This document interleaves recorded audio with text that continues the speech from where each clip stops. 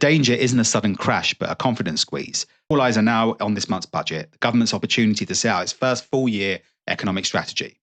Since taking office, Labour has framed almost every decision around fiscal discipline, closing what it calls the black hole in public finances.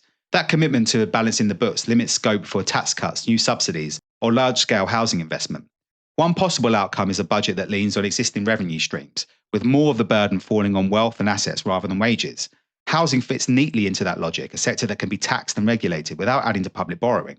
For the market, tone matters as much as policy. When government signals consolidation instead of stimulus, activity slows, developers pause projects, buyers hesitate, and sentiment softens. The danger isn't a sudden crash, but a confidence squeeze. Fewer transactions, slower price growth, and a wait-and-see market that feeds on its own uncertainty. The construction sector has been flashing warning lights for months. The Home Builders Federation reports that planning approval in England are at record lows, barely 2.5 homes approved per 1,000 people in 2024 and 2025.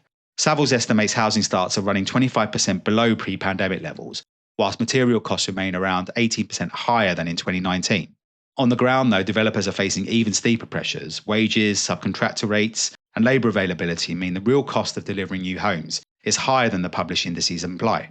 Developers are pragmatic. When fiscal risk rises, they slow activity, delay starts, or resequence schemes until clarity returns.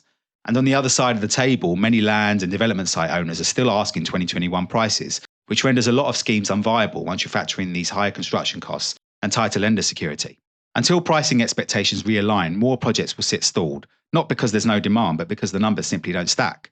New build completions in England have dropped to around 160 to 170,000 a year. Even after adding conversions and change of use homes, total net housing delivery still only reaches around 200,000, far short of the government's 300,000 a year ambition, and drifting further away.